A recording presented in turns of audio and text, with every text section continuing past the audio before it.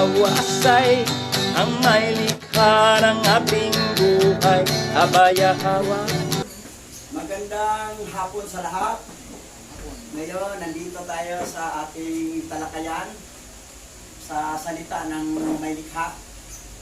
At bago tayo magsimula, tayo muna ay manalangin. Tumilid kay Pastor Richard. Tayo po'y sama-samang lumulog sa ating nag-iisang kita.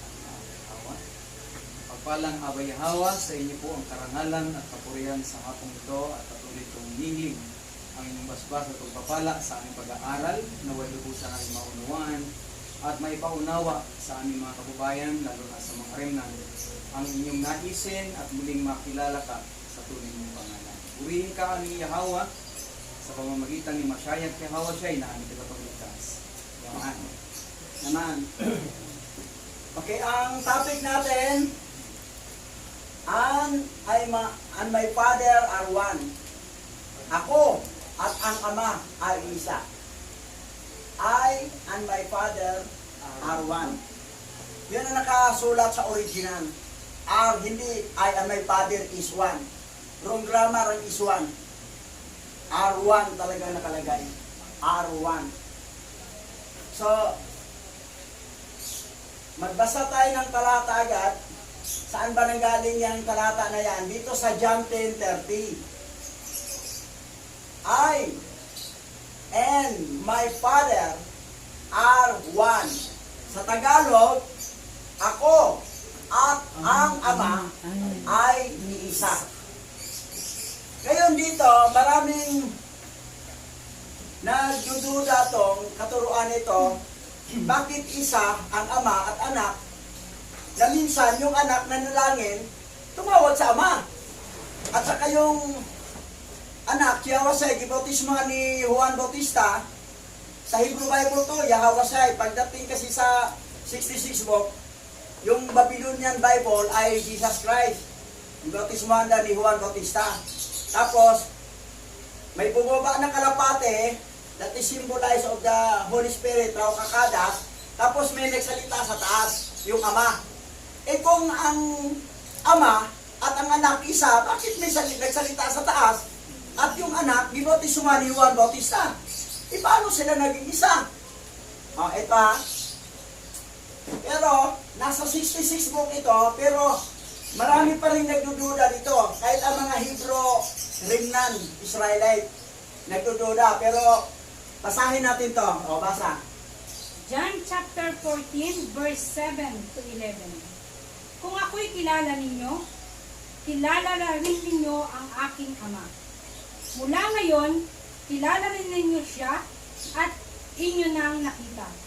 Sinabi sa kanya ni Felipe, Adawan, ipakita po ninyo sa amin ang Ama at masisiyahan na kami. Sumagot si Yahawasay, Felipe, kay tagal na ninyo ako kasama, hanggang ngayon hindi nyo pa ako kilala. Ang nakakita sa akin ay nakakita na sa Ama. Bakit mo sinasabing ipakita mo sa amin ang Ama? Hindi ka ba naniniwalang ako'y nasa Ama at ang Ama ay nasa akin? Hindi sa akin galing ang sinasabi ko sa inyo. Ngunit ang Ama na nasa akin, ang siyang gumaganap ng kanyang gawain. Maniwala kayo sa akin. Ako'y nasa Ama at ang Ama ay nasa akin. Kung ayaw ninyong maniwala sa sinasabi ko, maniwala kayo dahil sa mga ginagawa ko. Ito talata malinaw. Kaya lang, minsan, ginugulo ng iba. Sabi na, isa lang sila sa pag-alaga ng tupa. Bakit ang Ama nag-alaga ba ng tupa? At ang anak nag-alaga ng tupa, isa lang sila? Ang Ama nasa taas eh. Bumaba ba sa nag-alaga ng tupa kung isa sila sa pag-alaga ng tupa? So, kita mo sablay ang paniwala. Malinaw dito na ang Ama at ang anak ay isa. Sinabi niya kay Felipe, at tagal na natin nagsama eh. Di mo pa ako nakilala, ang nakakita sa akin, nakakita sa Ama.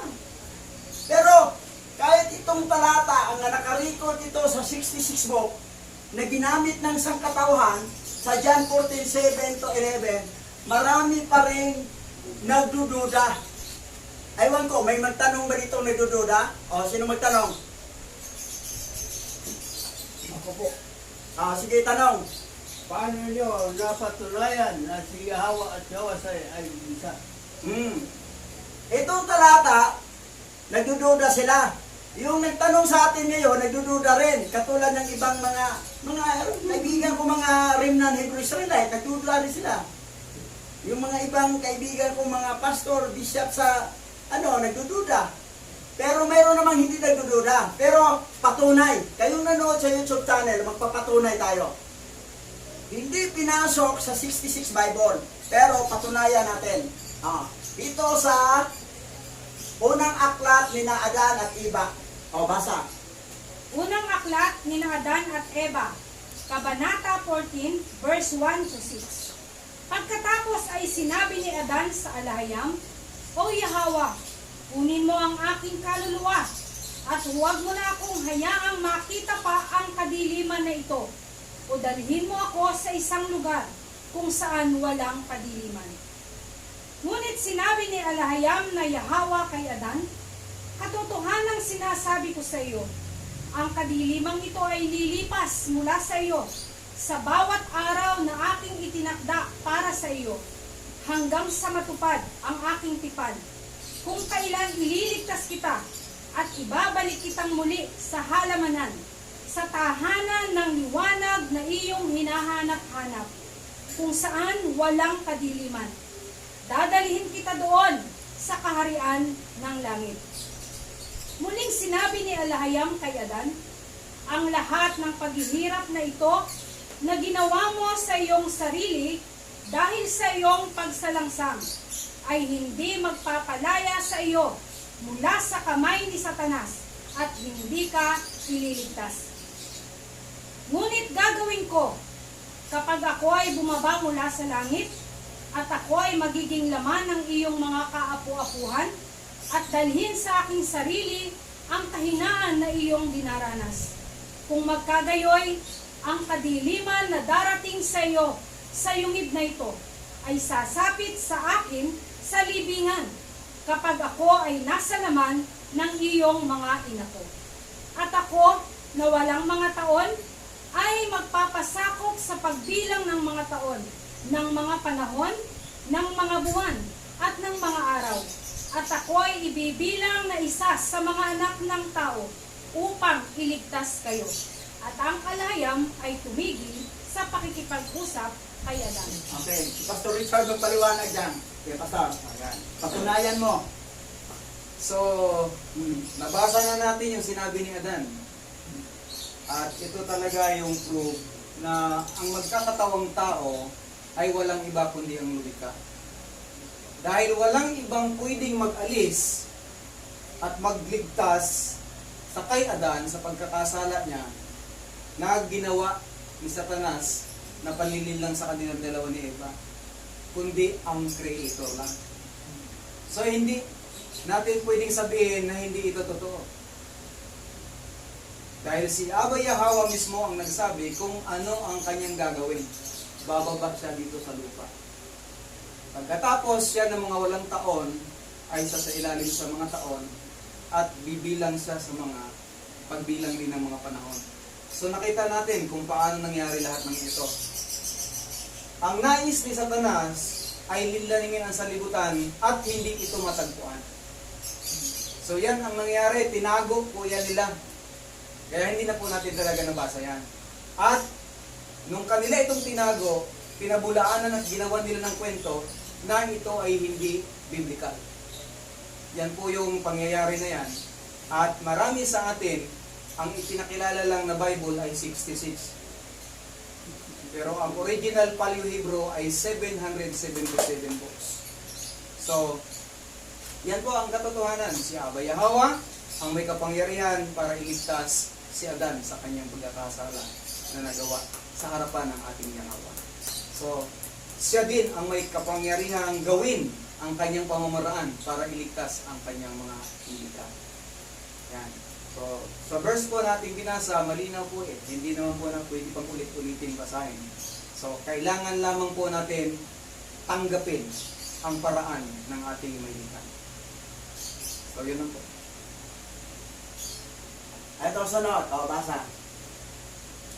Unang aklat, nina Adan at Eva, Kabanata 24, verse 4 to 6. Pagkatapos ay dumating ang salita ni Alahayam kay Adan at sinabi sa kanya, O Adan, kung paanong ibinubo mo ang iyong dugo, gayon din, ibububo ko ang aking sariling dugo kapag ako ay naging laman ng iyong mga inapo.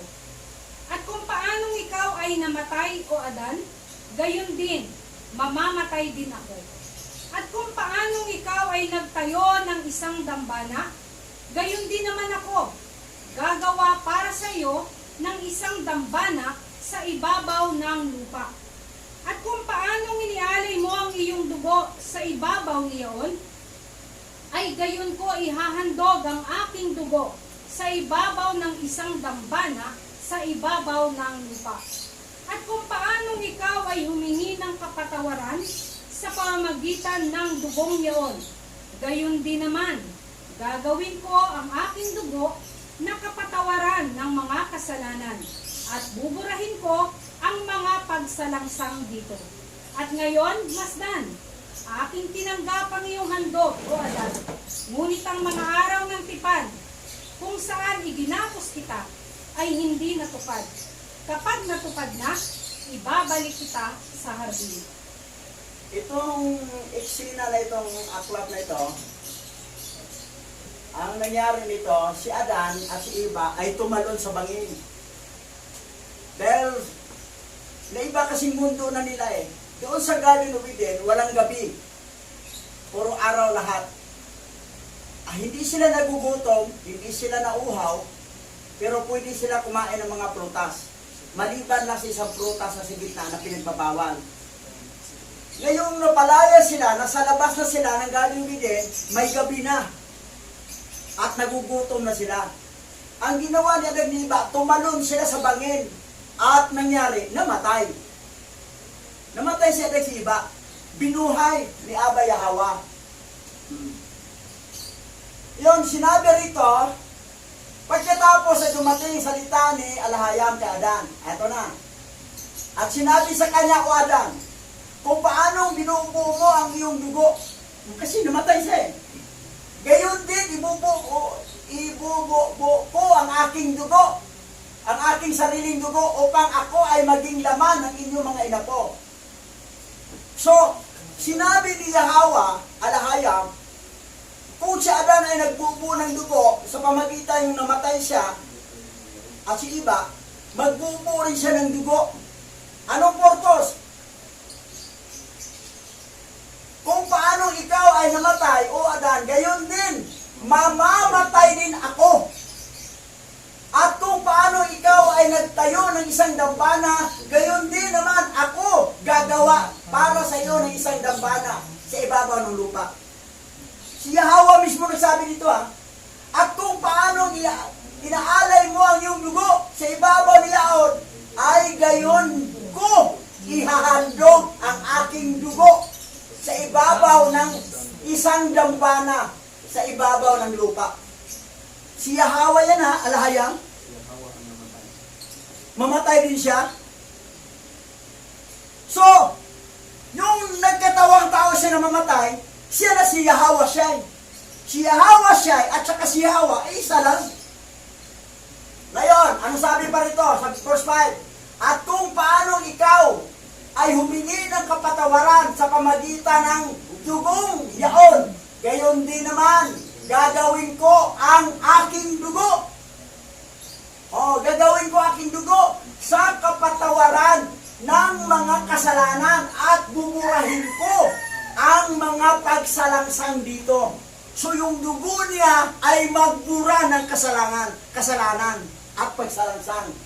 At ngayon, Masdan, aking tinanggap ang iyong handog, O Adan, ngunit ang mga araw ng tipan kung saan iginagapos kita ay hindi matupad. Kapag matupad na, ibabalik kita sa hardin. Promise po ni Abba Yahweh na kailangan magkatawang tao siya, magkaroon siya ng dugo para ibuhos ang dugo para sa kapatawaran ng kasalanan. So yung Yahweh siya, yung nagbuhos ng dugo, siya po si Yahweh. Ang linaw na isa, hindi ito pinasok sa 66 book para maging ignorante ang tao. At dito maguguluhan. Ngayon, ito, basa. Unang aklat ni Adan at Eva, Kabanata 41, verse 1 to 13. Noon ang salita ni Alahayam ay dumating at sinabi, O Adan, sino ang nagpayo sa iyo nang ikaw ay lumabas sa yungib na pumunta sa lugar na ito?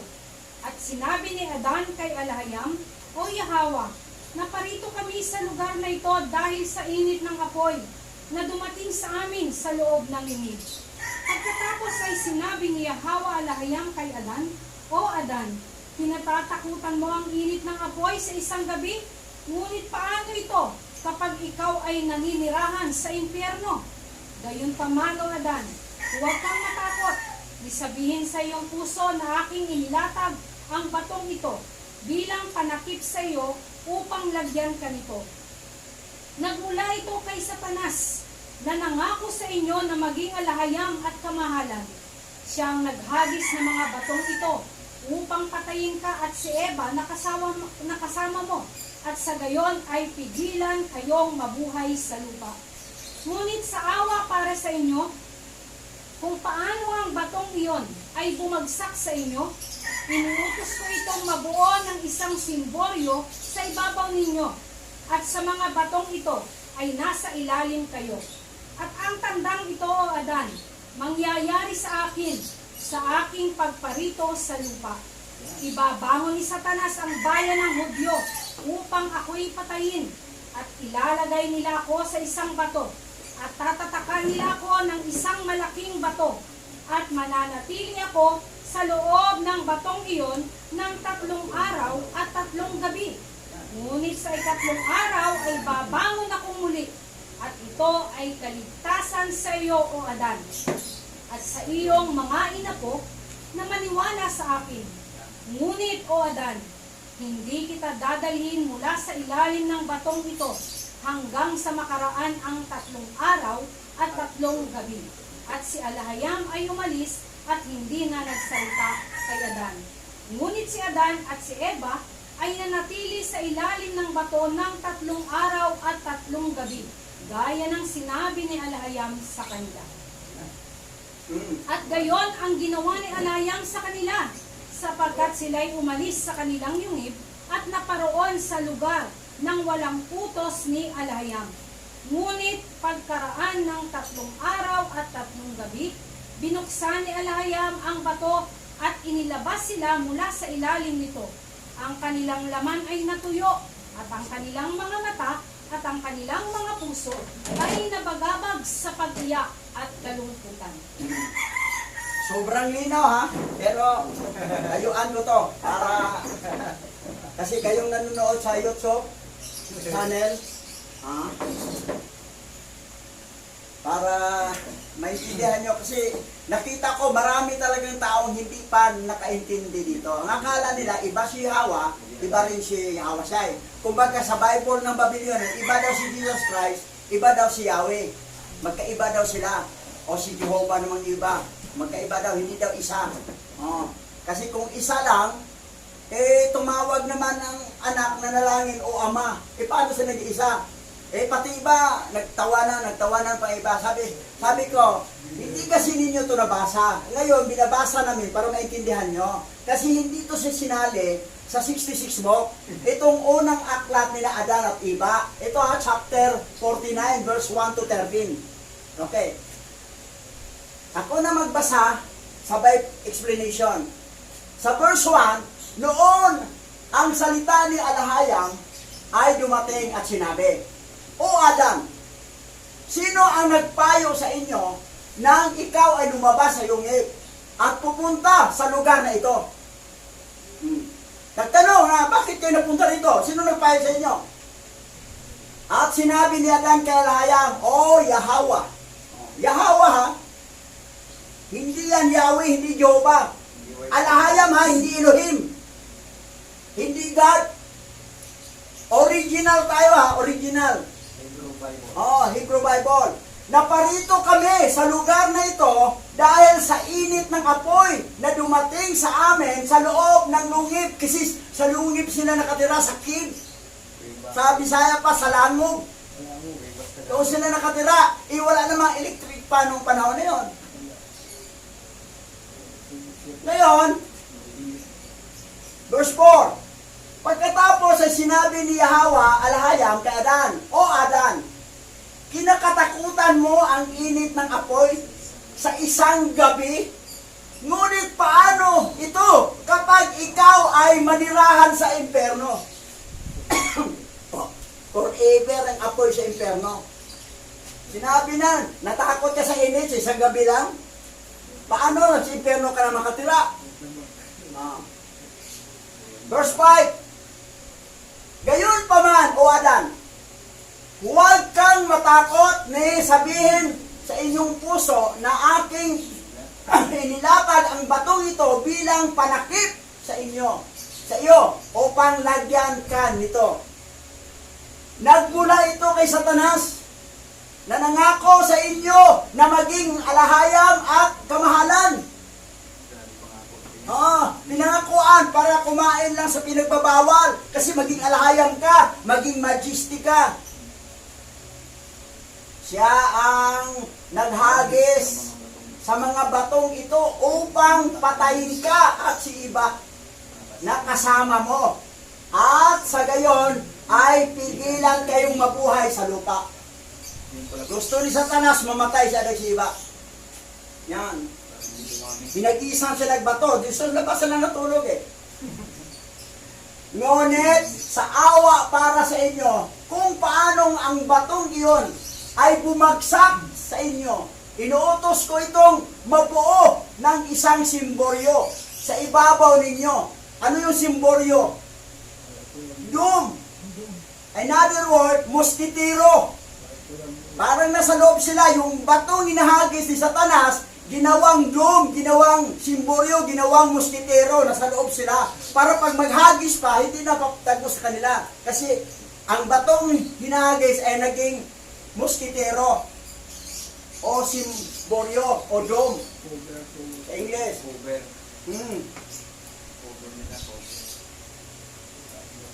At ang tandang ito, sabi ni Yahweh, at ang tandang ito, O Adan, mangyayari sa akin, sa aking pagparito sa lupa. Paparito sa lupa. Sino yung magparito sa lupa? Siya ba Yahweh? Alahayam. Siya yun. Ano ang pangalan niya sa lupa? Yahweh siya. Yan, ibabangon. Ibabangon ni Satanas. Ibabangon ni Satanas ang bayan ng Hudyo. O wala pa yan noon. Upang ako'y patayin. Anong ginamit ni Satanas? Yung mga tribe of Judah. Hindi tayo kasama. Tribe of Manasi tayo eh. Subulon na. Ang naiwan kasi doon, si Bulon. Ang tribe of Judah. Diyo. Wala pa Israel. Hudyo. Wala pa si Israel yan, tsaka si Abraham. Dalawa pa lang si Isaac ay si ano. Dalat si iba oh. Nabanggit na Naprapisiya na No. Hudyo. na ang mga Hudyo. Yan. Upang ako'y patayin. At ilalagay nila ako sa isang bato. Sino ilalagay? Si Yahweh. Nga naging Yahweh say. At tatakpan nila ako ang isang malaking bato.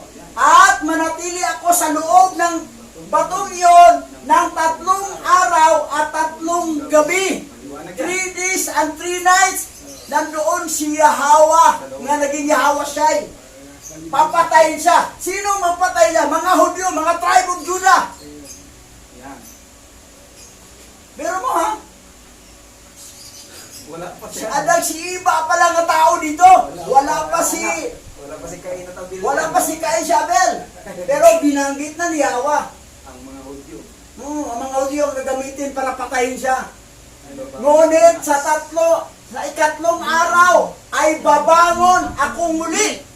Mabubuhay siya. Mabubuhay siya ulit. At ito ang kaligtasan sa iyo, at o Adan, at sa iyong mga inapo, na naniniwala sa akin. Naniniwala talaga. Si Yahweh at Yahweh siya isa. Siya ang nagkatawang tao. Malinaw pa sa tanghaling tapat.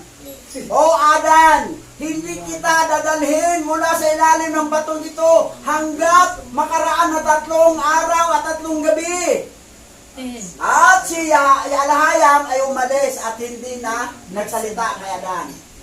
Ngunit si Adan at si Iba ay nanatili sa ilalim ng bato ng 3 araw at 3 gabi. Kaya, gaya ng sinabi ni Alahayam sa kanila. Verse 12, sa gayon ang ginawa ni Alahayam sa kanila, sapagkat sila'y umalis sa kanilang yungit at naparoon sa lugar ng walang utos ni Alahayam. That's why na tayo hindi tayo gagawa ng sarili nating plano. Kailangan igaan natin sa prayer, Aba Yahweh, itong mga gagawin ko, ito ba'y kagustuhan mo o hindi? Ano nangyari? Wala silang paalam. Hindi sila nagsabi kay Alahayam, Aba Yahweh, Alahayam, punta kami doon, init dito. Anong nangyari? Yan ang nangyari sa kanila, napala. Dahil hindi sila nagpaalam at walang utos. Verse 13, ngunit pagkaraan ng 3 araw at 3 gabi, binuksan ni Alahayam ang bato at inilabas sila mula sa ilalim nito. Ang kanilang laman ay natuyo at ang kanilang mga mata at ang kanilang mga puso ay nabagabag sa pag-iyak at kalungkutan. Nagtuyot. 3 araw na 3 gabi. 3 days and 3 nights, walang kain yan, walang inom tubig. Post fasting. Fasting talaga, post fasting. So, sa pinakita natin dito, kayong nanood sa YouTube channel, si Yahweh Shai, nasa Bible ninyo ay Jesus Christ, at si Yahweh, nasa Bible nyo ay Yahweh, pag Good News Bible, pag King James, yung Jehovah, ay pag English, Lord, pero lahat, pangalan ng Pauline Injil yan. Ngayon, ito na lang, yung amag-anak. Magkaiba ba? Isa lang. Dahil yung nagkatawang tao siya yon, ang ama, nagkatawang tao. Bilang anak, siyempre, tuturuan ng example ang mga tao, mga apostoles, tumawag sa ama. Hindi yung para sa kanya, kundi ipapakita na yung mga apostoles marunong rin tumawag sa ama. Diba sinabi niya na, sinabi ko hindi para sa akin, kundi para sa inyo. Na ama, ama. Para ang mga apostoles, ama, ama. Para ang mga nabala, ama. Pero hindi ibig sabihin na iba siya, dahil malinaw yung sinabi na, Pilipi, ang tagal natin kasama. Hindi mo ba alam na ang nakakita sa akin, nakakita sa ama? Kailangan mo pang sabihin, ipakita ko sa iyo naman. Ngayon, basa. Galatia chapter 3 verse 13. Tinubos tayo ni Mashiach mula sa sumpa ng Torah dahil isinumpa ni Alahayam ang nakabitin sa punong kahoy. Si Mashiach Yahweh Shai redeem us from the curse of the Torah. Because Alahayam cursed the one who hung on a tree. Si Alahayam nga nagkatawang tao si Yahweh ay nakabitin sa punong kahoy. May tanong ba kayo dyan? Opo, may tanong. Di ba si Yahweh Shai ay namatay na nakapako sa krus? Mabasa yan sa corrupted Bible, sa Babylonian Bible. Pero kung basahin mo ang Hebrew Bible, ito Hebrew, ang nakalagay ay nakabitin sa punong kahoy. Ang on a tree. Hang on the tree. Revelation 3:13. Yan. Ito yun. Yahweh Shai was nailed hanging on the tree. Cross. sa cross. Bakit? Bakit gusto nilang baguhin, gawin nilang cross ang punong kahoy? Kasi ganito, may masamang planak sila. O, pakibasa mo na dito. Hebrews chapter 13 verse 11 to 12. Ang dugo ng mga hayop ay dinadala ng pinakapunong pari sa dakong kabanal-banalan upang ialay bilang handog dahil sa kasalanan. Ngunit ang katawan ng mga hayop ay sinusunog sa labas ng bayan. Gayon din naman, namatay si Yahawasyai sa labas ng bayan upang linisin niya ang tao sa kanilang kasalanan sa pamamagitan ng kanyang dugo. Original Hebrew to. Di-translate ko. English and Tagalog. Yahweh siya ay nakalagay, hindi Jesus Christ. Ay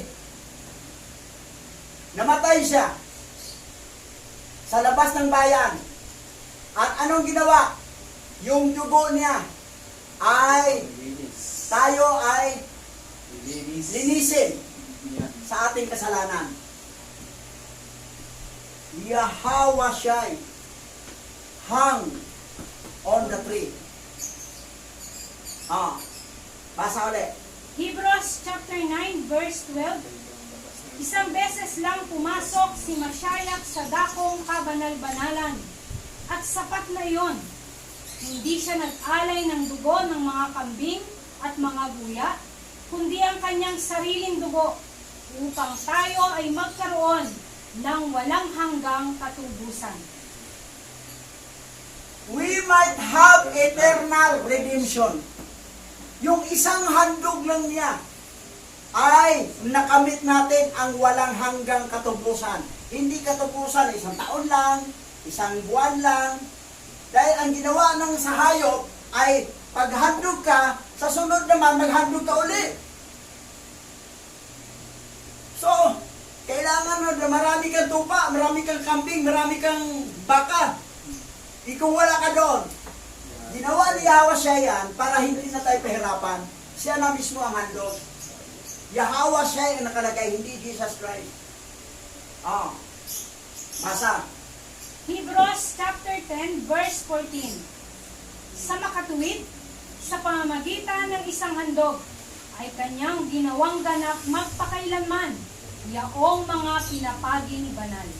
Sa English, for by one offering, He has perfected forever those who are being sanctified. Perfect. Past tense, perfected forever. Sinong gumawa dyan? Yahweh siya. Ngayon kung ang paniwala mo Jesus Christ, ay hindi yan, mali yan, hindi yan siya. Paano ka maligtas? Na ang kanyang paniwalaan, hindi siya. Hindi ang tunay, kundi ang pike. Bibili ka ng piking money doon sa tindahan. Malaman na piki yung pera mo. Makabili. Pagkulong ka pa. Kailangan tunay. Ang tunay, Yahweh siya. Ito pa. Ngayon, ito na yun, ha? Sa paniniwala ng mga born again Messianic, Yahweh siya yung pangalan, hung on a tree. Pero sa mga born again Christian, naniwala sila, that is the belief of born again Christian, ay nakapako sa cross. Kagaya ng tanong mo, the crucifixion of Christ. Cross. Bakit gusto nila ang cross? Na ang reality ito pangyari, hindi naman cross sa puno. Kahit sa 66 na Bible, na aklat, mayroon din nakalagay doon na sa puno, sa kahoy, hindi sa cross. Ang iba naman binago. Hindi nila totally na nabago nila lahat. May naiwan pa na sa puno talaga siya namatay. Nakabiti sa puno. Ngayon, bakit pinipilit nila itong cross? Kasi may masama silang bala. Kasi ang cross kasi, symbolic ng fallen angel. O, di ba? Ito dito, pakpak. Ito ulo. Ito katawan. Pag once ang simbahan mo, may cross, kahit walang tao yan, may cross, you are worshiping fallen angel. Fallen angel po ang cross. Symbolic. Linglang ang tao. Hindi naman ang Savior natin, ang pangalan nyo, Jesus Christ, ang pinangalan nyo, sa amin, Yahweh siya. Hindi siya napako sa cross kasi ang cross wala sa katotohanan niyan. Dahil sinabi ni Nicodemo, sinabi niya sa mga Hudyo kasi ang nagpakananay papatay siya eh. Di sinabi naman niya doon, sa Hudyo siya papatay. Hatulan ninyo siya ayon sa inyong batas. Ano ba ang death penalty ng Israel? Babatuhin hanggang matay. Pangalawa, ibitin sa punong kahoy. Ang hatol ni Yahweh ay death penalty of Israel. Hindi death penalty of Rome. Kasi kung sa Roma, nakapako sa cross. Hindi nga sa Roma dahil sinabi ni Poncio Pilato na hatulan ninyo sila sa kamatayan ayon sa inyong batas. Kumuha siya ng tubig, maghunaw, nagpuna siya, wala siyang panalputan. Nakita nila na walang kasalanan. Pero ang mga Hudyo talaga, that's why kita mo mga Hudyo, nakaptip sila sa Afrika. Bininta sila sa Atlantic Slave. yung sa Atlantic Trade. Bininta sila sa stock market. Yan ang palo ng mga tribe of Judah, pasaway. Walang record ang tribe of Sibulon at saka tribe of Manasi o iba pang tribe. Kasi una kami wala sa Israel, yung mga ninuno namin. Sila ang naiwan doon eh. Ang naiwan doon si Levi, Benjamin. At saka si Huda, sila. Yan ang nangyari. Ngayon, pansinin mo, ang cross na fallen angel, nilagyan na nilang tila. Nung araw, Wala. yung pastor pa ko sa Born-Again Christian, walang tila nung araw eh. Cross lang. Ngayon, nilagyan na tila. Ano ba ang symbolic ng tila? Bakit naglagay sila ng tila? Kunwari siya, wala na si Jesus Christ na nabuhay na magbuli, naiwan ang damit niya. Damit ba yan? Yan lang yung pinulupot sa katawan eh. Dapat ito pinulupot yan sa Kasi, Ayun. symbolic ng ahas yan. Yung cross o ahas na fallen angel. Tapos, sino yung fallen angel? Si Gadriel. Gadriel. Kasi si Gadriel yung pumasok sa ahas na nalinglang si Adag Siba. Yan yung gad-gad.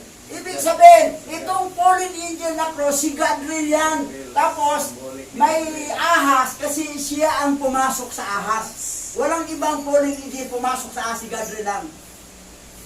Si Deacon Asbel, pinimili kasadya, hindi. Doon sila kinulong sila sa Ilog Euphrates. Pag natuyo ng Ilog Euphrates, lalabas silang apat. At sila ang matrigel ng Third World War. Sulsulan nila mga hari, sige, gira kayo. O sige, gagamit kayo ng itka, sige, banatan kayo. Paputok niyong nuclear weapon. Yan, Third World War. Sino pa ka na? Yung apat na fallen angel, na mga apat na Lucifer, si Deacon, Asbel, Pinimoy, Kasadya. Kasi ito si Gabriel, binagsak siya sa bottom lispit ng isang taong bagsak. Paglabas niya, pinatay niya ang dalawang two witness. Panghatian ng 7 years tribulation. Yan. Ngayon, ito, simbahan to ng Born-Again Christian, Ayan, may cross, may tila, tingnan mo. Ano yon? Ahas, Kumbaga ang kilala ahas, Symbolic. Christos, Christ. Symbolic pala ng ahas talaga yung... Ngayon, basa. Hebrews chapter 10 verse 17 to 18. Pagkatapos ay sinabi pa niya, kalilimutan ko na ang kanilang mga kasalanan at kasamaan, sapagkat ipinatawad na ang mga kasalanan. Hindi na kailangan pang maghandog dahil sa kasalanan. Anong sabi? Hindi na kailangan pang maghandog dahil sa kasalanan. Pinatawad na dahil mismo si Yahweh nagkatawang tao at nilibing siya doon sa ilalim ng 3 araw, 3 gabi at nilagyan ng isang malaking bato at after 3 days, 3 nights nabuhay sa mamuli, bumangon siya at doon po nagkaroon tayo ng katubusan. Sana niniwala sa Kanya. Kaya hawa siya. Paano kayo hindi hawa siya yung paniwalaan ninyo? Jesus Christ. Invented na pangalan. Ito ang problema. Yan ang problema. Invented na pangalan. Dahil sa original Bible, Yahweh siya po ang nakalagay. Pansinin niyo ang sinabi ni Dr. Jorge Rizal, ha? Hindi kayo makarating sa paroroonan kung hindi kayo lumingon sa pinanggalingan. Lingunin natin ang pinanggalingan ng Bible. Yung original Bible, ano ba ang nakasulat doon? Ano ba ang pangalan sa Creator? Si Yahweh. Nagkatawang tao siya, si Yahweh siya. Hindi po si Yahweh, si Jehovah, at nagkatawang tao si Jesus Christ. Hindi po. Pag hindi kayo lumingon sa original, sabihin nyo, bakit tayo mag-Hebrew? Hindi naman tayo Hebrew. Hebrew nga ang original, kailangan original ang lingunin natin.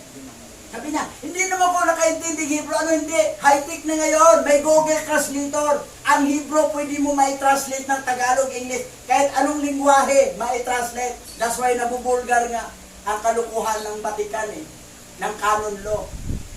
Dahil sa Google Translator. Yan po. Ngayon, hindi na kailangan maghandog. Ngayon, nag-iba naman mga kapatiran natin, naghandog pa. Yan, naghandog pa sila. Comment yan ngayon. Maraming comment yan. Naghandog pa sila.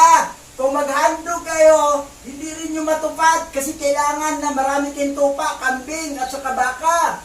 Hindi yung ilan-ilan lang. Silipin yung handog nyo, baka ano yan, bungal yan, o pila yan, o payat. Ginamit nila yung mga breastplate nung ano dati, high press, Tingnan mo. Ginaya ang damit nila ni Moses, ng mga Levites. Ngayon, basa.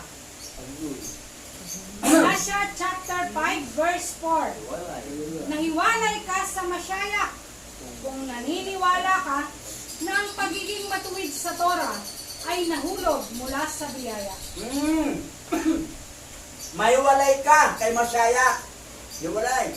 Kung maniniwala ka na ang pagiging matuwid sa Torah at mahulog mula sa biyaya. Huwag mo isipin na naligtas ka dahil sa Torah. Dahil sa pagsunod mo sa Torah. Dahil kung ang Torah sundin mo, napakaraming batas yan. Hindi lang 10 yan. Kung isa ay hindi mo matupad, ay hindi mo na natupad lahat. Yan, matupad mo, wala rin. Wala rin. That's why si Yahweh siya ang nagtupad. Si Yahweh ang nagkatawang tao. At si Yahweh siya ang nagtupad para tayo matubo sa ating kasalanan. Para hindi tayo mahiwalay sa grasya. Kasi kung hindi ka maniwala na si Hawasay ang nagtupad sa Torah, ay madidisgrasya ka. Madidisgrasya ka. Hindi ka makatanggap ng grasya.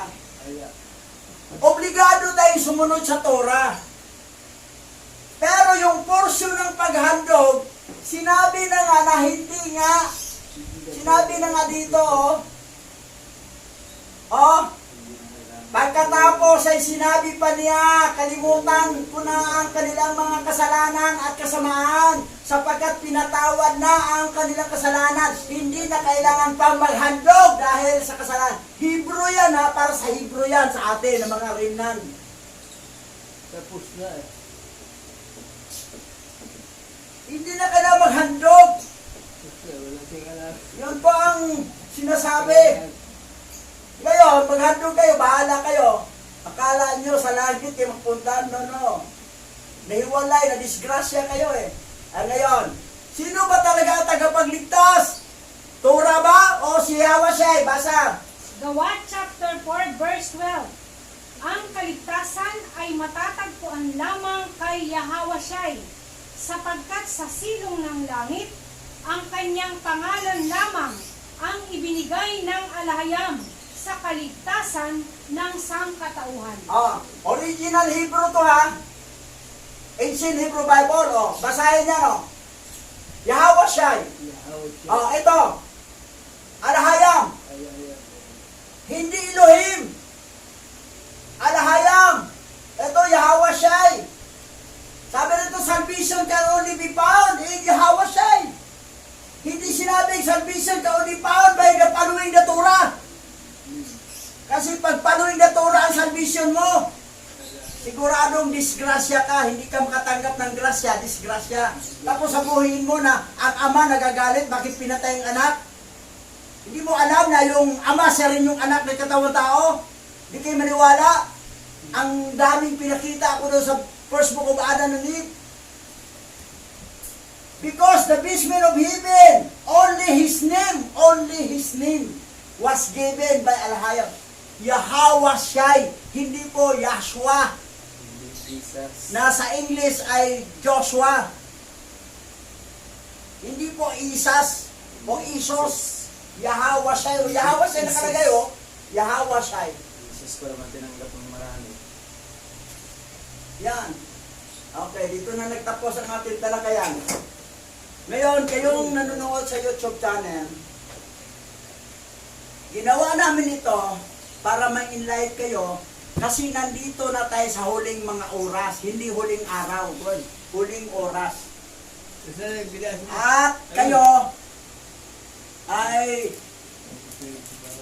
magkaroon ng kaligtasan. Manalangin na tayo. Okay? Bago tayo manalangin. Tandaan po natin na si Ama Yahweh ay makapangyarihan at hindi tayo pwede magsabi na yung kategorya niya ay isin sa tao. So ang kanyang iniisip ay hindi natin isipan, ang kanyang kalooban ay hindi natin kalooban. Kaya yung mga bagay na nangyari nakasulat ay maliwaga ayon po sa ating mga pinag. So tayo po ay manalangin, mapagpalang Yahweh, pinagagalak po namin pag-aralan ng iyong mga salita at maibahagi ito sa nakararami ng mga rimnan sa nagkalat sa apat na sulok ng daigdig. At nawa, mapukaw ang kanilang damdamin at maunawaan nila ang mga aral nito. Aming Yahweh, aming pong dalangin na kumilos po nawa ang banal na rapakada sa kanila at tanggapin nila ang banal at dakilang mong pangalan sa pamamagitan Yahweh at Yahweh Shai, ang nag-iisang manlilika at tagapagligtas ng buong lahi ng tao. Aming patuloy na kinararangal na maging iyong mga lingkod sa kabila ng mga comment, iba't ibang klase ng aming mga nararanasan at ipinagpapasalamat namin na ikaw ay aming nakilala sa mga panahong ito. Pinupuri ka namin at laging pararangalan sa lahat ng aming gagawin. Niluluwalhati ka namin sa pamagitan ng mga aral na ito at ng aming bishop. Purihin ka aming Yahweh, aming tunay na alahayam sa pamamagitan ni Mashiach Yahweh Shai. Yaman. Biblia, Shalom. Libas and Shalom.